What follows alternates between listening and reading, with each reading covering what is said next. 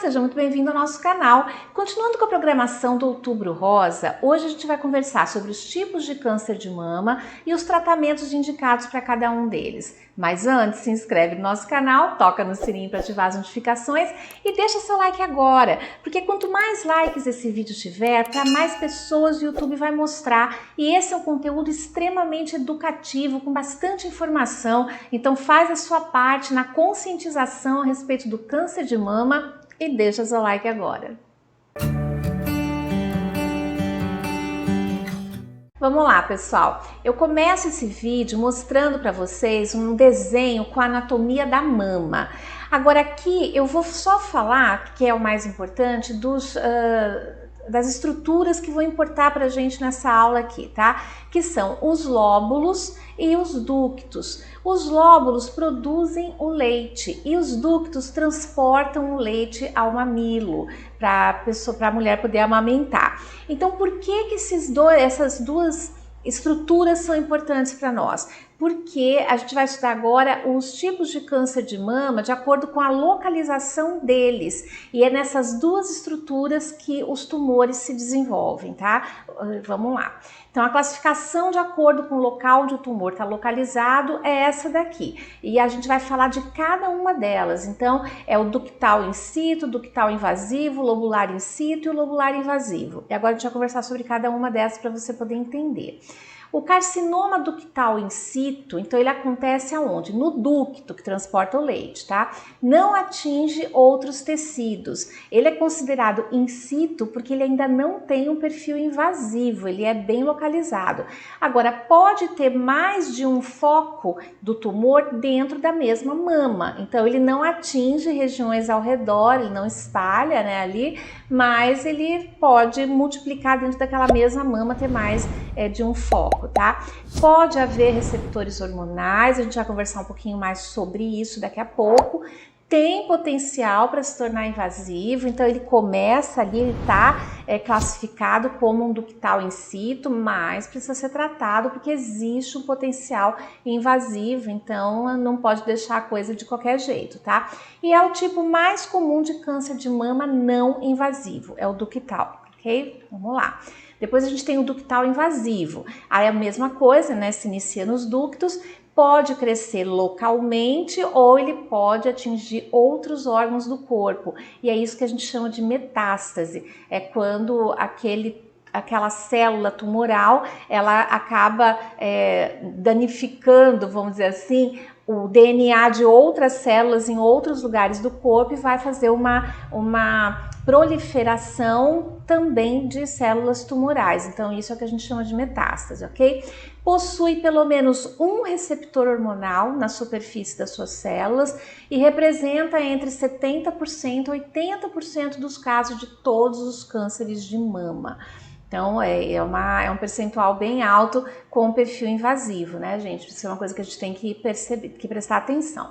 Aí a gente parte para os tumores que se desenvolvem nos lóbulos, né? Então, começa ali onde são as glândulas que produzem o leite, não atinge, aqui essa primeira que a gente está falando é o lobular in situ, ele vai ter características parecidas com o ductal in situ, né? Então ele ainda está naquele momento que não atinge outros tecidos, mas também a mesma coisa, pode apresentar focos do tumor, outros focos dentro da mesma mama.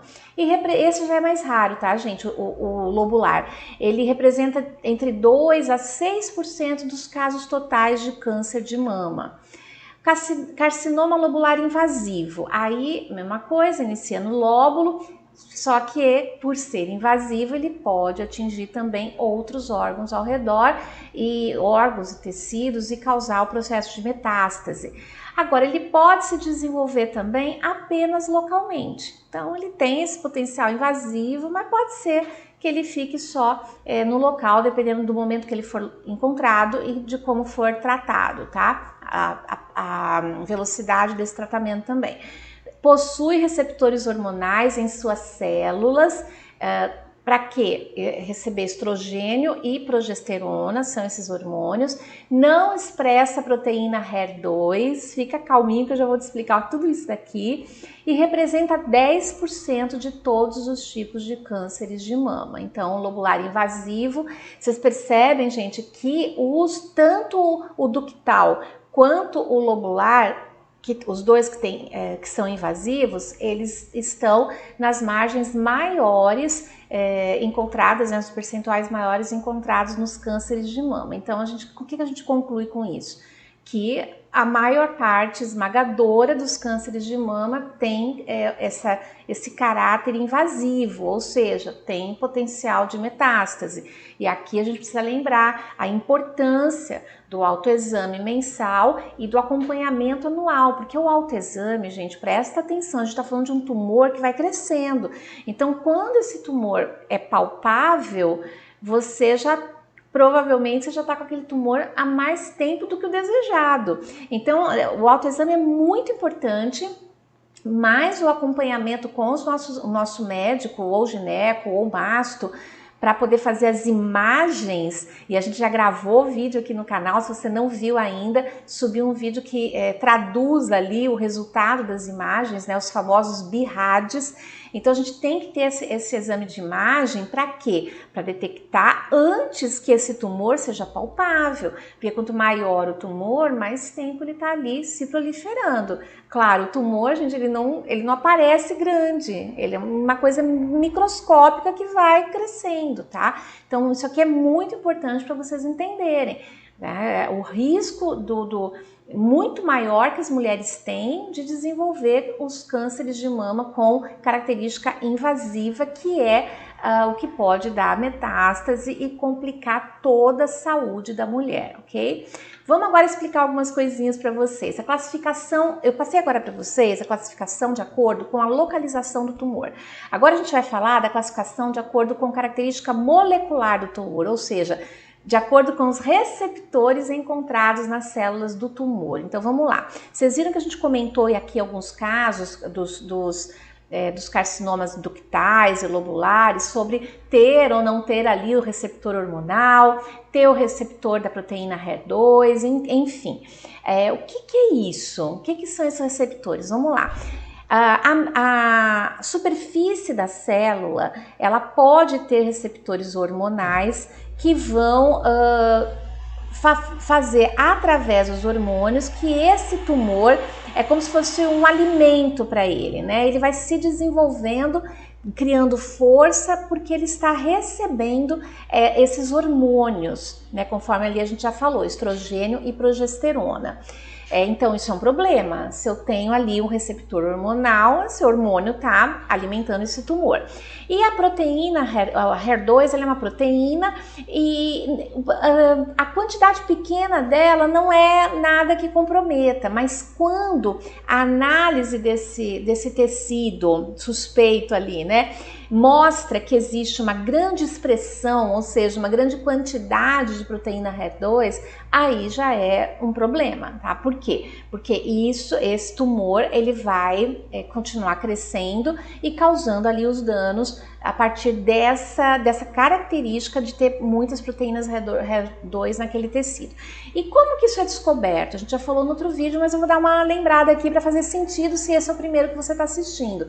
Quando você tem uma lesão suspeita, e aí você tem que assistir o vídeo dos BIRADs para você entender quando que ela é suspeita, e aí o médico pede a biópsia, e é na biópsia que estuda esse comportamento molecular do tecido da célula tumoral, ok? Então, de acordo com a classificação molecular, a gente classifica os tumores, os subtipos que a gente fala, né, de câncer, porque seria assim, o câncer, qual é o tipo dele? Ele é ductal ou ele é lobular? Ok, qual subtipo? Aí a gente tem que fazer a análise do tecido para poder descobrir isso daqui, tá? É análise molecular. Então vamos lá, de acordo com essa análise molecular, baseada nos receptores, nas expressões desse tecido, ele vai ser classificado como luminal A, luminal B, HER2 ou triplo negativo.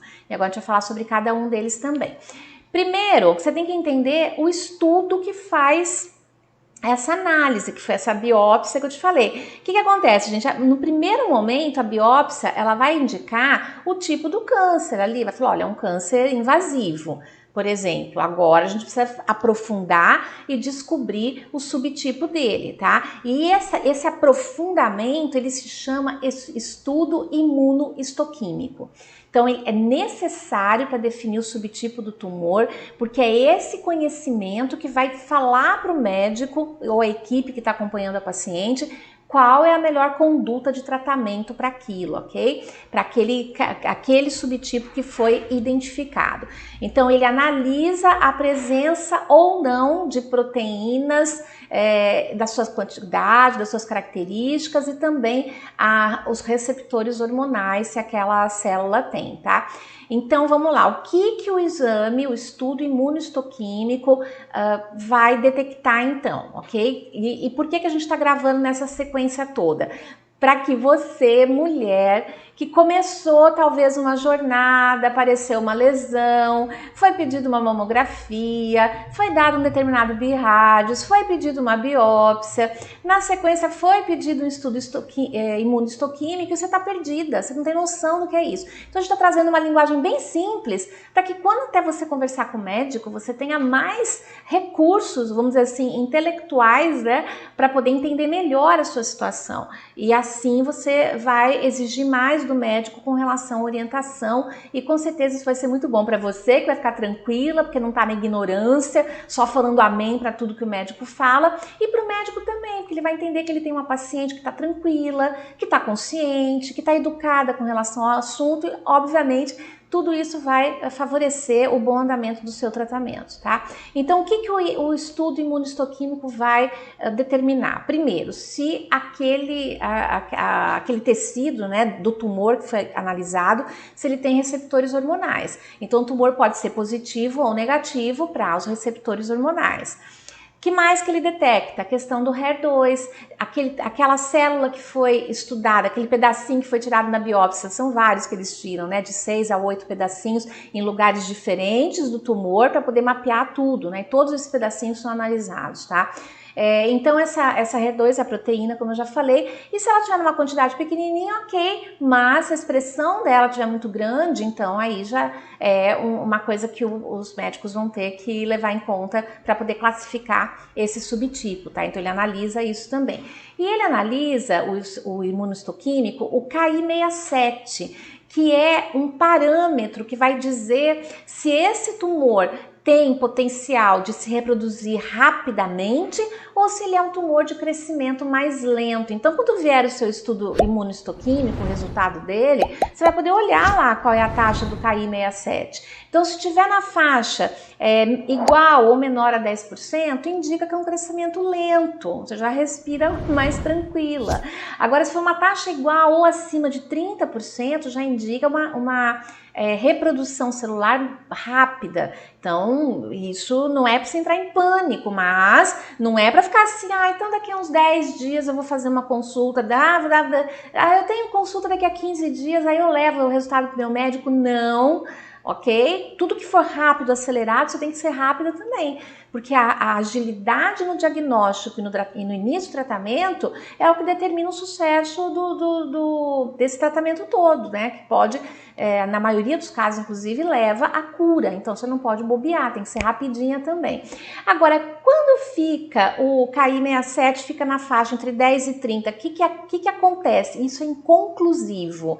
Igual menor a 10 é lento o crescimento, acima de 30 é rápido e o de 10 a 30 é inconclusiva. Aí o seu médico vai pedir um outro exame, que é um mapeamento genético, é um exame de DNA aí que você vai ter que fazer, tá?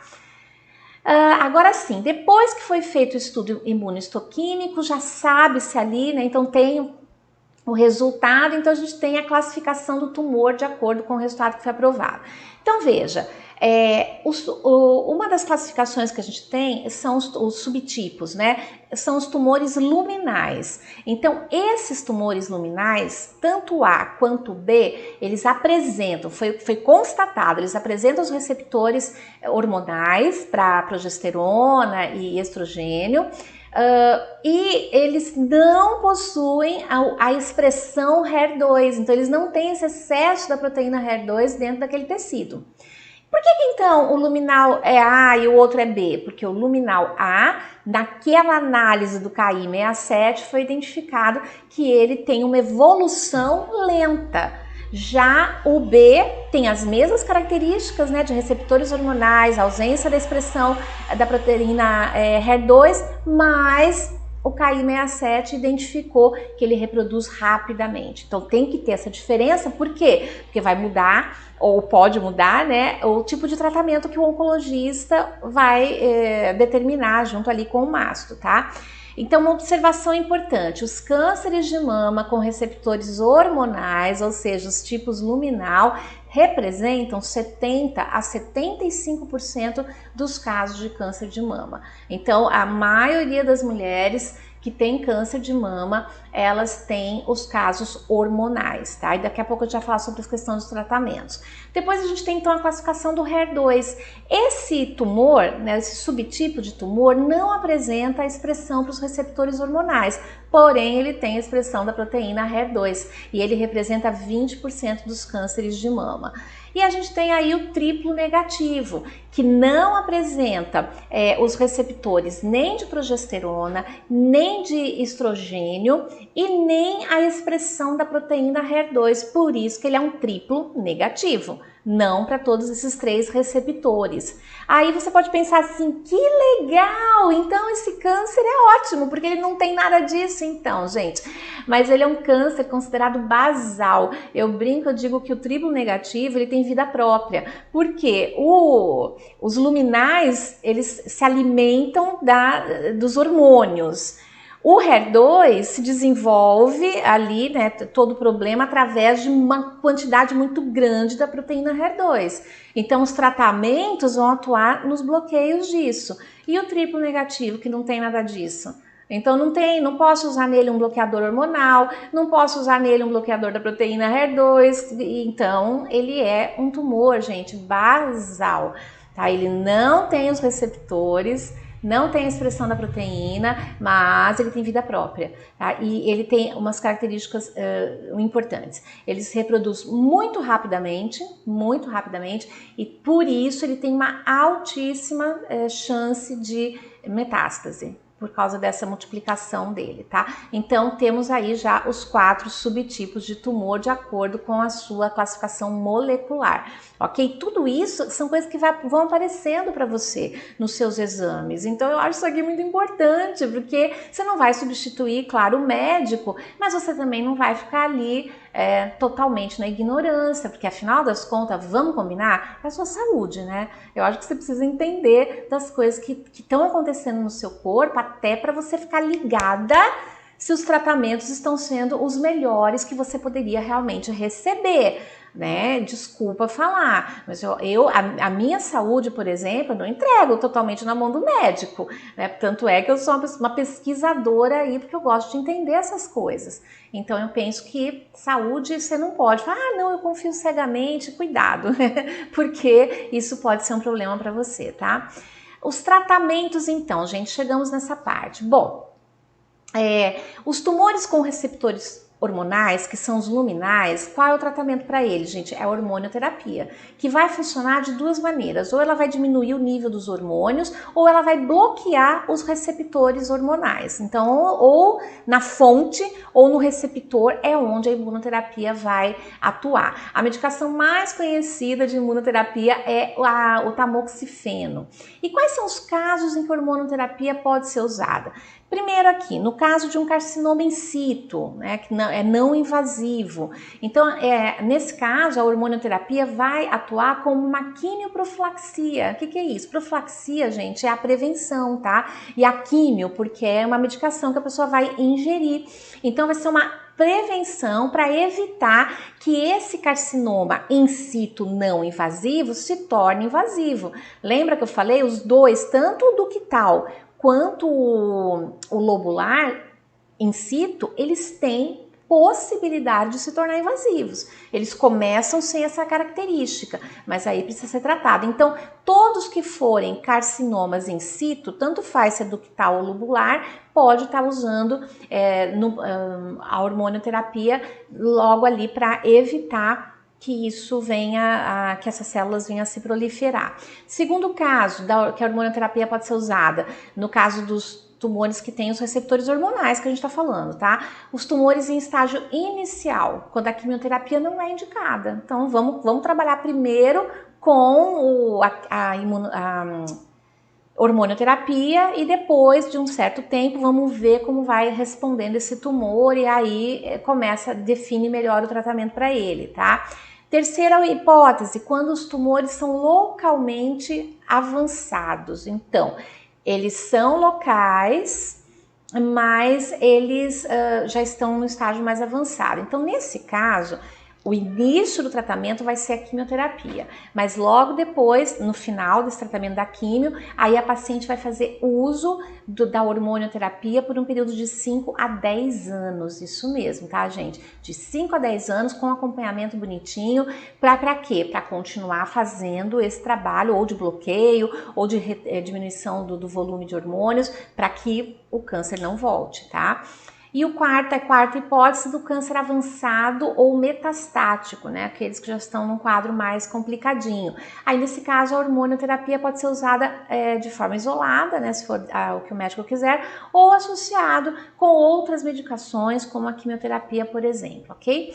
Agora, vamos falar dos tratamentos para os tumores positivos para a proteína HER2. Então, nesse caso, vocês já viram, né? Não existe ali os receptores hormonais, mas a gente precisa dar um jeito dessa proteína reduzir ali, ser bloqueada. Então, a medicação que é indicada é a chamada terapia-alvo anti-HER2. E o que ela faz, né? Ela bloqueia o receptor HER2 presente nas células tumorais, tá bom? Então, é o mesmo raciocínio lá dos hormônios, porque a gente tem que fazer o que então? Atuar naquilo que alimenta o crescimento do tumor. Então, no caso do HER2, eu vou ter que usar as famosas terapias-alvo, né? Por muito tempo, gente, só por curiosidade, não tinha essa terapia. Então, quando a mulher tinha um tumor HER2, era assim, só dependia da quimioterapia, né? Não tinha outras coisas que poderiam ser associadas à quimio, e se o tumor não respondesse à quimio, então a gente tinha dessa maneira vamos dizer assim, muito menos recursos para tratar esse tipo de tumor. E quais são os casos em que a terapia-alvo anti-HER2 é indicada? Vamos lá. Antes da cirurgia da mama, tudo que é feito antes da cirurgia da mama é chamado de neoadjuvante, mas pode ser feito também a terapia-alvo depois da cirurgia da mama. Por quê, gente? Porque é o médico, de acordo com o estágio ali do tumor, do tamanho dele, da situação geral da saúde da paciente, o médico vai decidir se ele já tira a mama, se não tira. Então, por isso que a gente fala, às vezes fala antes, às vezes depois, mas isso quem vai decidir é o médico. Mas a gente pode usar a terapia-alvo depois da cirurgia da mama, e nesse caso é chamada adjuvante. Também pode como tratamento paliativo para um câncer avançado ou metastático. E aqui eu queria tirar uma ideia muito ruim que a maioria das pessoas tem sobre tratamento paliativo. Às vezes a gente fala assim, olha, vamos fazer um tratamento paliativo nesse paciente, porque não tem mais nada para fazer, não tem mais o que fazer a não ser o tratamento paliativo. Agora, entende uma coisa, há muitos anos atrás, a gente falava de tratamento paliativo, e eu tô falando aqui de câncer mesmo, né, específico, mas pode ser paliativo para qualquer outra doença. Mas a gente falava de um paciente que estava em tratamento paliativo, e a gente já via esse paciente no caixão. Paliativo vai morrer daqui a uma semana. Gente, tem gente que está em tratamento paliativo há mais de 10 anos, sabia? Porque a evolução na medicina, ela é galopante. Então, novos medicamentos vão sendo descobertos, novas terapias vão sendo aplicadas, e às vezes realmente aquele câncer não tem mais o que fazer. Ele não responde à quimio, às vezes não pode ser operado, tá dando metástase, vai operar a pessoa inteira, não tem como, e começa a fazer um tratamento paliativo. E às vezes a pessoa vive anos e anos e anos. Tá bom? Então não se preocupe. E por que eu tô falando isso? Porque de repente você pode ter encontrado o seu tumor num estágio em que não tem muito o que fazer. Você vai ter que fazer um tratamento paliativo. Não é uma sentença de morte, tá bom? Tem toda uma situação que o médico tem que avaliar e que ele vai te direcionar. Então é para você não se assustar, tá? Sabe, entendendo o que é essa questão paliativa. E outra coisa, também é possível combinar a terapia-alvo para o bloqueio do HER2 com a quimioterapia, dependendo da situação ali do paciente, tá? Agora é o seguinte, novos recursos para esse subtipo de câncer estão surgindo. Então converse com seu oncologista, tem que ser um onco atualizado, que vai em congresso, que tá aí com fome de sucesso com os pacientes dele, tá? Não pode ser um onco que há 10 anos não faz uma atualização, tá? Fica esperto com isso também. E por fim, vamos falar tratamento para o triplo negativo, que é aquele que não tem receptor nenhum, que é aquele que eu brinco que tem vida própria, né? Cresce sozinho. Bom, qual que é então o tratamento padrão para o triplo negativo? A quimioterapia, que pode ser feita antes ou depois da cirurgia, tá? Normalmente, gente, quando o tumor é menorzinho, menor que 1 centímetro, às vezes já o médico opta pela cirurgia. Quando o tumor passa, né, quando eu não sei agora exatamente se é 1 centímetro, 2 centímetros, eu não sei qual é o tamanho, que ele já não pode mais ser removido antes da quimioterapia. Porque o triplo negativo, como ele não tem os tratamentos de bloqueio de receptores, que ele não tem esses receptores, então ele depende muito da quimioterapia. Então, normalmente, começa-se no triplo negativo com a quimioterapia, tá? Principalmente se ele tiver lá o tamanho que o médico já acha que é um tamanho que tem que começar com a quimio, para quê? Para tentar reduzir o tamanho desse tumor, para na hora da cirurgia da mama, a mama ser preservada, fazer uma cirurgia o menos radical possível, tá? Então, tratamento básico, padrão para o triplo negativo, quimioterapia, antes ou depois da cirurgia da mama, tá? Só que recentemente foi aprovado um tratamento espetacular chamado imunoterapia, e ele foi aprovado para câncer de mama, por enquanto, pelo menos, somente para o subtipo triplo negativo. E você pode estar pensando assim, mas por que os outros subtipos não podem? Porque não depende da boa vontade do médico. Não depende do sistema de saúde do Brasil, da Anvisa, tá? Depende do tipo do tumor, se ele responde ou não, se ele se beneficia ou não, né, o tratamento da imunoterapia. Então, no caso, o estudo que temos hoje, o único subtipo que se beneficia, né, em termos de resultado para tratamento, para cura, né, da imunoterapia é o triplo negativo. Então, HER2, luminal A ou B continuam sendo tratados das maneiras que eu já falei aqui, tá? Qual é a grande sacada da imunoterapia? Ela ensina o sistema de defesa do corpo da paciente a matar as células tumorais. Então, ela ensina a identificar células tumorais e combater. Então, normalmente a imuno é associada à quimioterapia, então o paciente já vai fazendo as duas coisas juntas ali, né, na agenda que o oncologista monta, para que a químio vai matando e a imuno vai ensinando o sistema imunológico.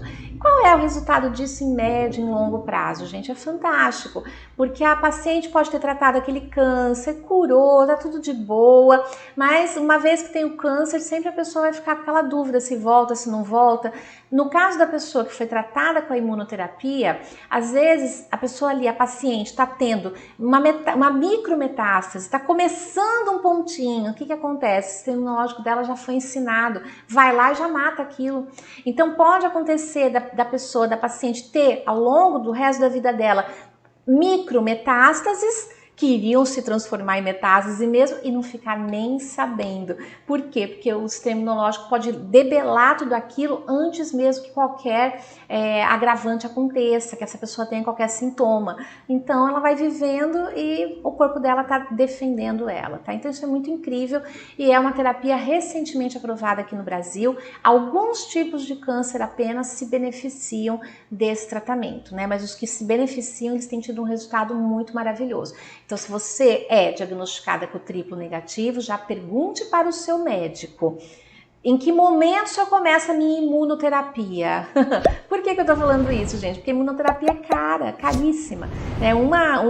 Um saquinho daquilo lá, a gente pesquisou, custa R$29 mil.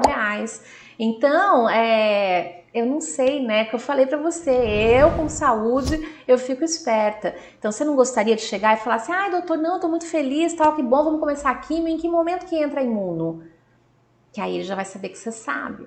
Porque às vezes pode ter um plano de saúde que tá regulando, porque depende do médico indicar e do plano aprovar. E eu vou te falar, no SUS a imuno ainda não é aprovada. Então as pessoas que não têm plano de saúde não têm hoje o acesso a esse tratamento fantástico que é a imunoterapia. Então eu acho que a gente tem que ter o conhecimento, porque afinal a saúde é nossa e a gente tem, e aí o intuito desses vídeos que eu gravei foi deixar você bem esperta com todas as situações que envolvem câncer de mama para que você realmente possa acompanhar bem o seu tratamento, tá? Bom, pessoal, eu não sou médica, né? Não sou doutora, eu sou só uma cosmetóloga muito curiosa que já está aí há mais de 23 anos na área da beleza, do bem-estar, da saúde também, porque eu sou formada em massoterapia, então eu tenho um entendimento básico dessa questão mais de saúde, mas que me permite fazer boas pesquisas e trazer aqui para vocês um conteúdo sério, tá? Embasado realmente com informações que vocês podem confiar. E onde que eu fiz essa pesquisa para trazer esse resumão aqui para vocês? No site da FEMAMA e também com a doutora Lívia Gravina, que é oncologista, que eu coloquei o arroba do Instagram dela, tem bastante conteúdo lá para pesquisa também, ok? Você gostou desse conteúdo? Então deixa seu like, comenta aqui coloca aqui nos comentários o que você achou. Se tem alguma pergunta, tem alguma coisa que eu posso te ajudar, vou ficar muito feliz, ok? E daqui a pouquinho a gente vai se encontrar em outro vídeo do canal e eu te agradeço pela sua presença aqui nesse conteúdo inteiro. Bom, toma posse de todo esse conhecimento que eu compartilhei hoje com você e cuide bem da sua saúde com ele. Mostre para o seu médico que você é entendida no assunto e vai atrás de tudo de melhor que você tem direito para tratar a sua saúde. A gente se vê daqui a pouquinho em outro vídeo. Até lá!